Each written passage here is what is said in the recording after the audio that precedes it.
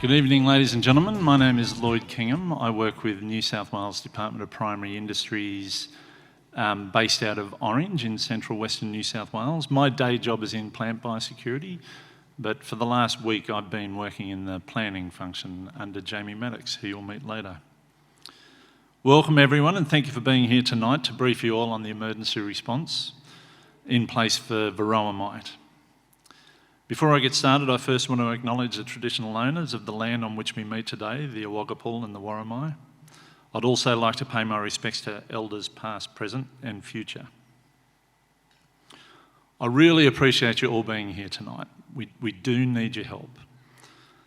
I'll run you through the structure of the evening and introduce you to some of the speakers. I'll finish tonight as well, but once we finish, it's a briefing, so this will only go for about 45 minutes. Certainly I and a number of people from the response are going to be here in the room if you want to bail us up, ask any questions. We're first going to hear from Leigh Pilkington. He's going to give us a situation update of what we know to where we are today. Then we're going to hear from the Chief Plant Protection Officer for New South Wales with New South Wales Department. Oh, no we're not. We're going to hear from Jamie. Jamie Maddocks is our Incident Controller based at the Maitland Local Control Centre. He'll take us through the situation we're seeing locally, what's happened on the ground and what's going to happen next, which a few of you have already asked me about. And then we're finally going to hear from the Chief Plant Protection Officer with New South Wales Department of Primary Industries, Satendra Kumar. He's going to provide you a situational update on what's been happening at the statewide and also at the national level. We'll try to cover off on some of the common questions we're hearing, but obviously we don't have all the answers tonight. It is early days.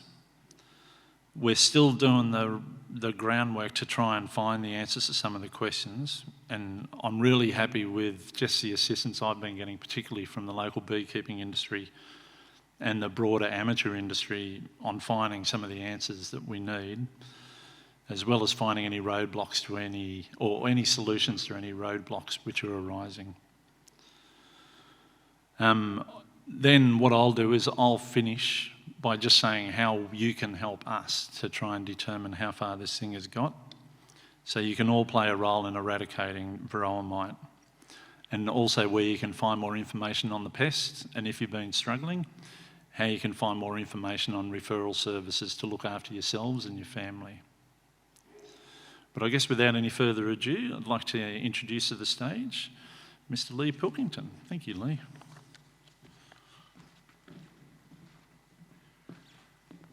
Thank you, Lloyd, and welcome everyone here tonight. I just want to echo Lloyd's sentiments and thank you for coming tonight, because this is such an important part of what we do in emergency responses in New South Wales. We're really working on behalf of industry, the public and the Commonwealth to contain biosecurity threats, which is what we've got here in New South Wales. So my name is Leigh Pilkington. I'm the Director of Emergency Management at the New South Wales Department of Primary Industries, and we're the combat agency for biosecurity, plant and animal threats in New South Wales.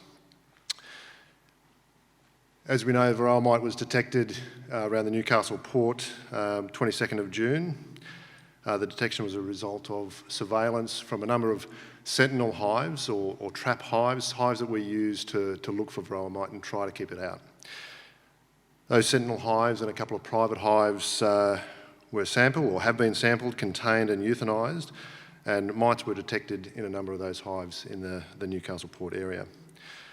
So as a combat agency for biosecurity plants and animals, what we did was launch a biosecurity response to that incursion. My role in that as Director of Emergency Management is to oversee those operations and stand up a state coordination centre, which has happened in Orange, and also the local control centre that's opened up in Maitland.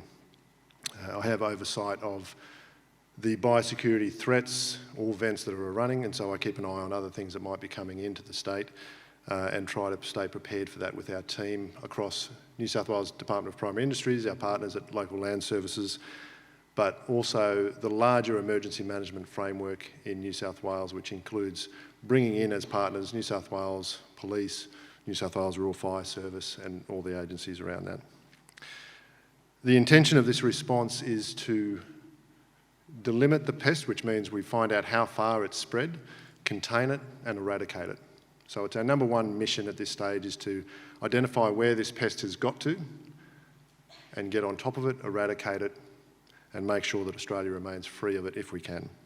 It is a significant bee parasite, a parasite of both adult bees and drone brood, and it can be responsible for honeybee colony losses and the transmission of a number of viruses. Whilst we found the mite in several hives in the local area, there's been no indication, no detection of those viruses in bees. So we don't know what the full impact on native bees is at this stage, but it's believed that native bees are not a host for that mite. So the Australian bee industry is currently valued at $147 million per year, and that pollination industry valued at just over $14 billion. So it's vital that we protect those industries, and we're doing everything we can to help you and help ourselves protect those industries in New South Wales. Varroa can spread via the movement of bees and bee equipment, and human-related movement of apiaries can spread the pest and aid to where it's going. Thank you, Lloyd. So the response area will be defined by the emergency zones that we've set up to help contain the pest and limit its movement. So behind me you can see the mite eradication zone, which is that red area. That's a 10-kilometre radius around where we find infested premises. The Varroa mite surveillance zone is that 10 to 25-kilometre zone beyond that, out from all infested premises again, and that's the purple zone. And we have the Varroa mite notification zone, 25 to 50 kilometres from those premises where we've detected mites. Recently, we've also made the decision to do a movement standstill across all of New South Wales, and that's created a fourth zone, the general biosecurity zone. That's to help limit that spread and give us time to find where the mite is and continue that mission of containment and eradication as we move through that. Just want to point out at this stage on the New South Wales DPI website, so this will come up and I think we've got handouts for it, but if you Google DPI and Varroa, this will bring up the page www.dpi.nsw.gov.au/Varroa. That will give you, when you visit that site, a map that's interactive. It can pull up your property or any property that you put into it and you can figure out which one of those zones that you're in. That's important because different restrictions are in place depending on which zone you're in. So if you have bees or hives that are in the eradication zone, which is that red zone immediately around where mites are found, you can't move your bees or your hives. You must not move your bees or hives into or out or within that zone, and that includes queen bees in cages and packaged bees. You can't tamper with your bees unless you're doing a sugar shake, ethanol washes, brood uncapping to check for the presence of Varroa mite. And that's an important point because part of tonight is also getting your help. A number of those actions by the community and by industry has led us to find more sites where that mite is, and it's an important part of our surveillance program to get that assistance. So if you do find Varroa mite when you do those actions, you must notify us immediately and then we'll take action as needed. So you can't remove honey or harvest comb from your hives, not moving apiary equipment in or out of the zone.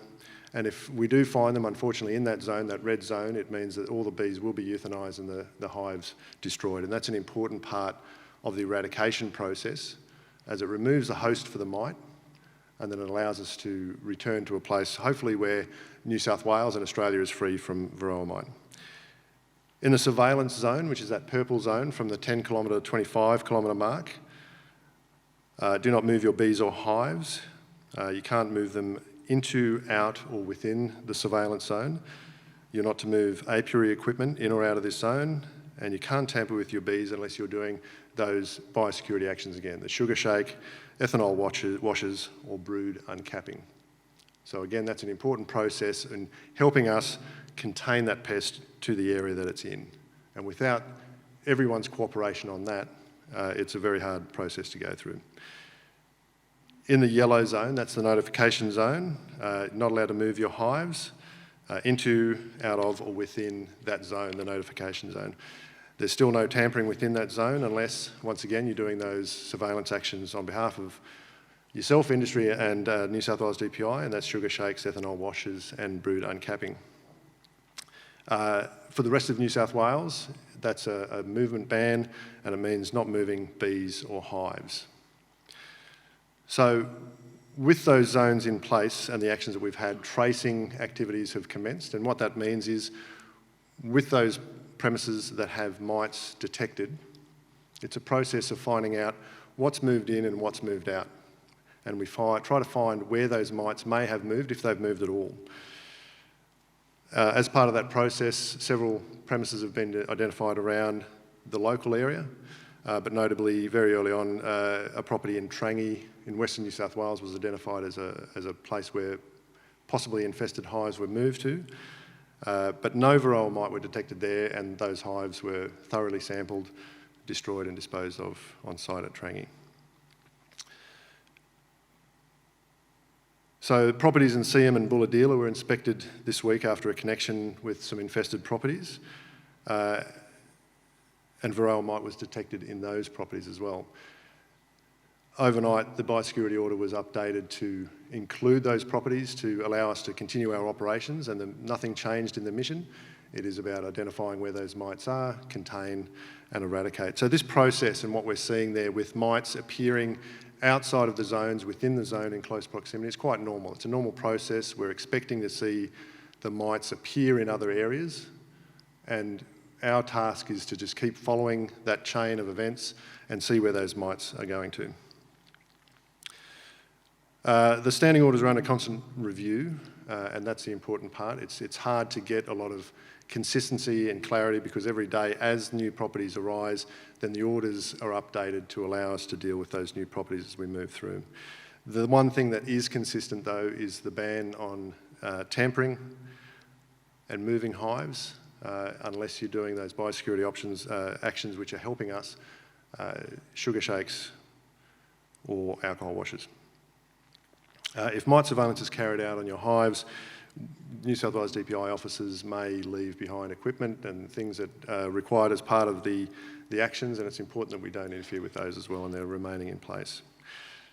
So part of the operations that we do with that at a state level, and my role, or our role at state, is to support the operations locally, is activating emergency management arrangements across New South Wales to assist us in taking those operations on. And that's working closely with New South Wales Police, our partner agencies like New South Wales Rural Fire Service, who are assisting us with premises to host the local control centre with enough room to brief our crews and so forth.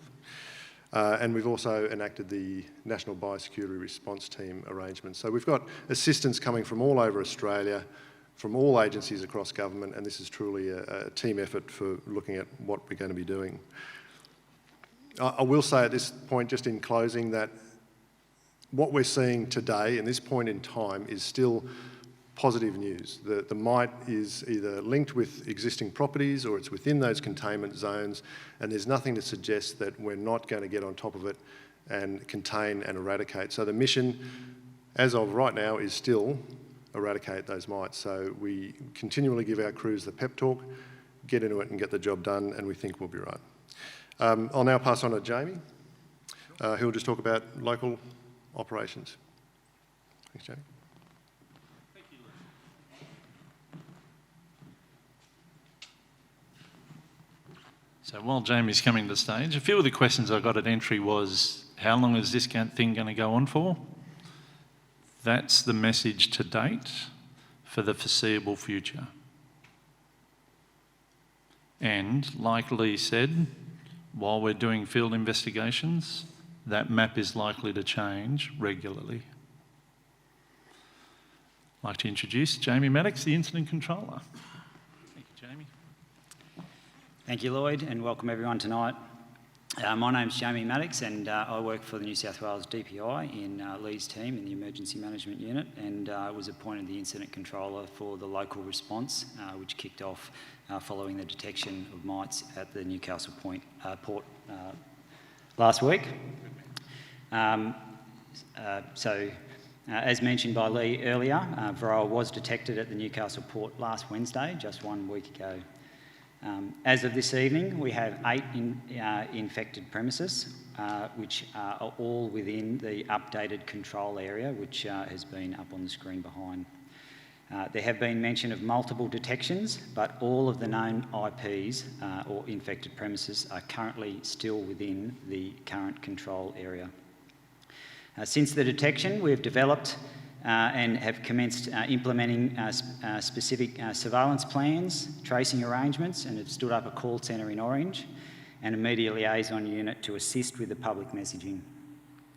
We've also drafted control plans for the destruction of hives and are working closely with the Rural Fire Service and the EPA to work through that process safely and as quickly as we can. The response has also mobilised 2 laboratories to assist with diagnostics. Morphological and molecular diagnostics are being performed to confirm a Varroa destructor, and we are also testing for a panel of exotic bee viruses and tracheal mites, and mentioned earlier by Leigh, at this stage they haven't been detected. Our research division in DPI is also investigating specialist sequencing of mites to identify the country which they have come from. And our insecticide resistance team will also be investigating any possible chemical resistance. A key priority in the inspection of apiaries connected to known Varroa, a key priority is to inspect any apiaries connected with known Varroa infestations. And it's important to confirm how widespread, as Leigh mentioned earlier, how widespread the Varroa is, so we can target containment and control of affected hives. It can be undertaken as quickly as possible. Hive inspections are also helping us to determine how long the Varroa may have been in the country and create a timeline, but more data at this stage is required to determine that timeline.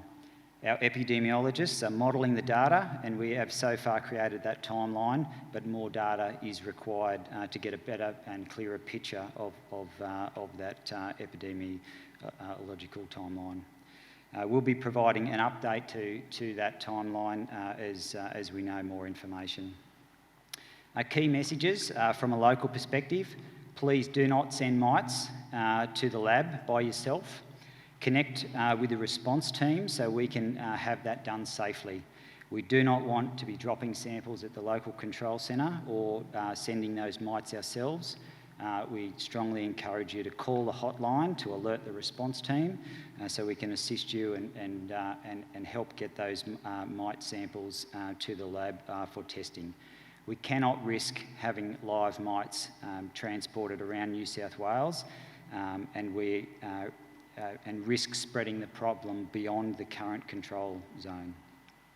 There are currently movement controls in place under the order for all bees and hives for all of New South Wales, as Leigh mentioned, and police are aware of these hive standstill orders, and they have been looking out for illegal movements across the state. Please do not move hives anywhere in New South Wales. If you suspect or detect Varroa mite in one of your hives, please report it directly to through the hotline number. If we can identify and connect all hives connected with the affected Newcastle apiaries, have hive standstills in place long enough to affect the control order, and work swiftly on eradication, we have a high chance of eradicating Varroa from Australia. There is a lot of work to do, and we ask for your patience as we work through that process. In order to improve communications to industry, DPI have organised a daily press conference where media can be briefed and updated, and this is similar to the previous COVID daily media briefings. We've been using our existing industry communication channels over the past few days, but with intense industry and media interest, we felt that this meeting was a better way to keep the community informed. Newsletter updates via the existing industry channels, website and social media will continue to be updated as new information is made available. These are the best ways for you to keep up to date with current information, understanding that the situation is changing and evolving rapidly and is very dynamic. Industry liaison officers are in place at both the local and the state level, and are providing key advice from industry perspective and being actively involved in communications rolling out to industry and the broader public. Their insight and technical expertise has been invaluable as they are strong advocates for the bee industry. DPI are sending out regular messages to beekeepers to provide information on the current situation and emergency zones that apply across the state. But as I mentioned, this space is really dynamic and has been rapidly evolving in recent days. This information is being reshared with key industry personnel using social media channels and to increase the reach of these communications. The website that Leigh mentioned earlier, www.dpi.nsw.gov.au/Varroa, is updated regularly with key information, and this is a real key source of up-to-date information. Beekeepers within the 50-kilometre zone of the port have been invited to attend this meeting, and obviously those are the registered ones that we're aware of for this breeding here here tonight. And a recording of this briefing is planned to be made available on the website for those that have been unable to attend. I'd like now to pass on to Dr. Satendra Kumar. Thank you, Lloyd. Thanks, Jamie. So there are a few questions while Satendra comes to the podium. One was, how come the registered beekeepers didn't find out about this tonight through their regular communication channel with us? That's noted, that's my bad. We'll put that back into the public information to make sure that you're getting any invites through that channel. Somebody else asked me, where did it come from? Clearly we don't know yet, but when Jamie was talking about we're sending the mites down to EMAI, which is our laboratory down at Camden, the molecular analysis, we can match that with where the mites are around the planet. So we should be able to have an answer for that once we send down a few more samples and those dudes do their job. But again, without any further ado, may I introduce to you my boss, the Chief Plant Protection Officer for New South Wales, Satendra Kumar. Thank you, Satendra. Geez, I'm a shorty. Thanks, Lloyd, and thanks for everybody coming here tonight. Look, as pointed out, we are trying to provide our industry as much information as possible so they get to hear where we are with everything.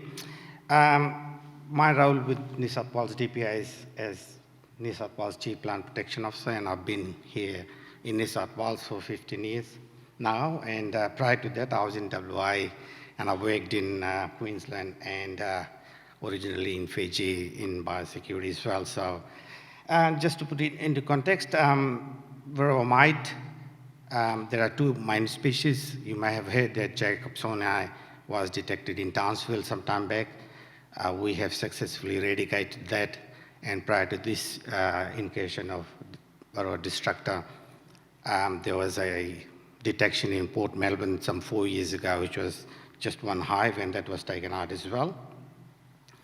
In terms of entry pathway, I think there has been a bit of a commentary here, so I'll leave that and I'll keep going forward. But I think we really need to emphasize that the bee portfolio sits in my area, and so I manage all the bee biosecurity and all the work that happens within New South Wales and across as well.